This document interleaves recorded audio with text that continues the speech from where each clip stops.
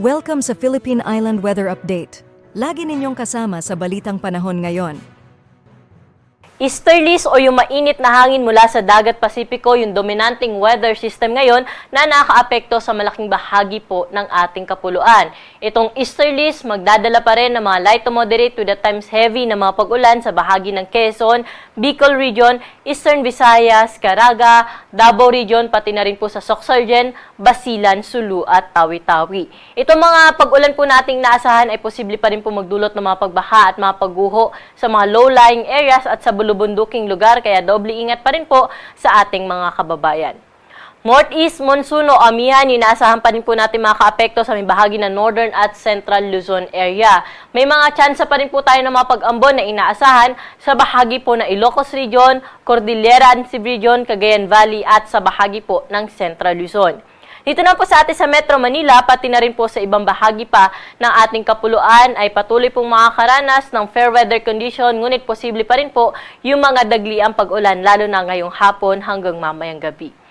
Wala po tayong minomonitor ngayon na low pressure area o bagyo na posible makaapekto sa ating bansa.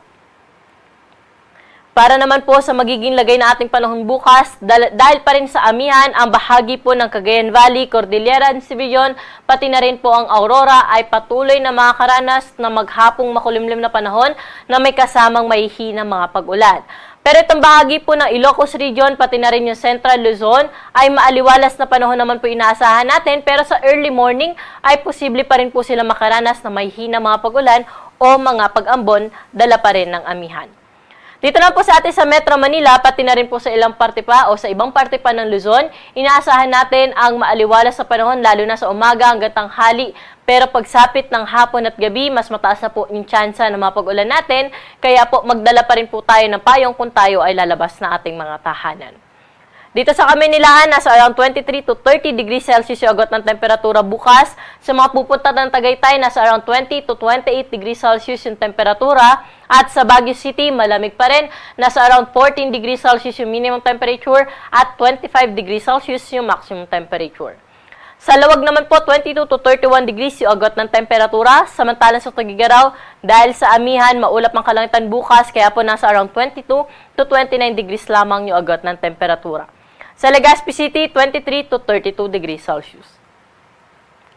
Dumako naman po tayo sa bahagi ng Puerto Princesa at Kalayaan Islands na kung saan bukas ay abot pa rin po sa 32 degrees Celsius yung kanilang pinakamataas na temperatura.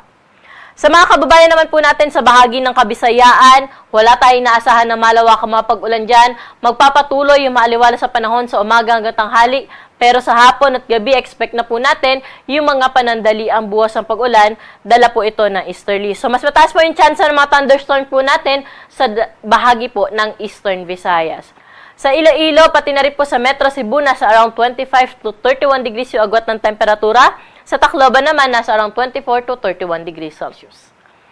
Dumako naman po tayo sa Mindanao na kung saan dahil pa rin sa easterlies, bukas po asahan natin na maulap na kalangitan na may kalat-kalat na mga pag-ulan, pagkidlat at pagkulog sa bahagi po ng Caraga, Davao Region, Sorsogon, pati na rin po sa bahagi ng Basilan, Sulu at Tawi-Tawi.